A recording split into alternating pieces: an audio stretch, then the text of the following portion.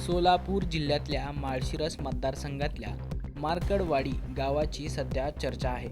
ईव्हीएमवर शंका घेत गावकऱ्यांनी मंगळवारी 3 डिसेंबर रोजी बॅलेट पेपरवर मतदान घेण्याचा निर्णय घेतला आहे. मतदानाला प्रशासनाचा विरोध असून हे उद्याही प्रक्रिया पार पाडू नये यासाठी प्रशासनाने गावात जमावबंदीचे आदेश लागू केले.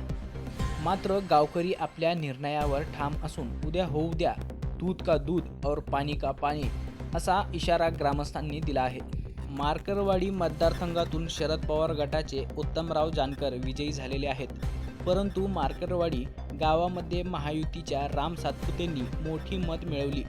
त्यामुळे शंका आलेल्या गावकऱ्यांनी तिथे बॅलेट पेपरवर फेरमतदान घेण्याची तयारी दर्शवली आहे. उद्या 3 डिसेंबरला मार्कडवाडी गावात मतदान प्रक्रिया पार पडेल अशी माहिती ग्रामस्थांनी दिली. मात्र प्रशासनाने याला विरोध केला असून गावात मोठा पोलीस बंदोबस्त तैनात करण्यात आला आहे. तसेच 2 ते 5 डिसेंबर कलम 163 ही लागू करण्यात आला आहे.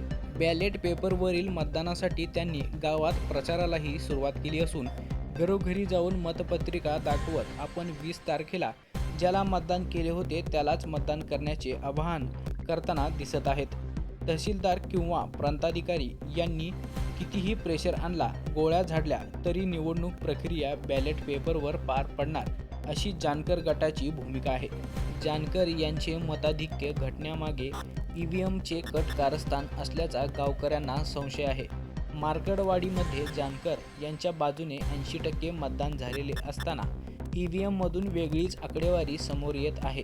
निवडणुकीत राम सातपुते यांना 843 मते तर जानकर यांना 1003 मते मिळाली आहेत. या मतदानावर गावकऱ्यांना संशय आहे.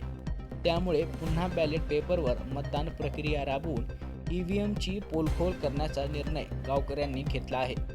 सातपुते यांना मिळालेल्या 843 मतांवर संशय असून त्यांना गावातून फार तर 100 ते 150 मते मिळायला पाहिजे होती असे गावकऱ्यांचे म्हणणे आहे. आता उद्या या गावात काय घडतंय याकडे सर्वांचे लक्ष लागून राहिले आहे.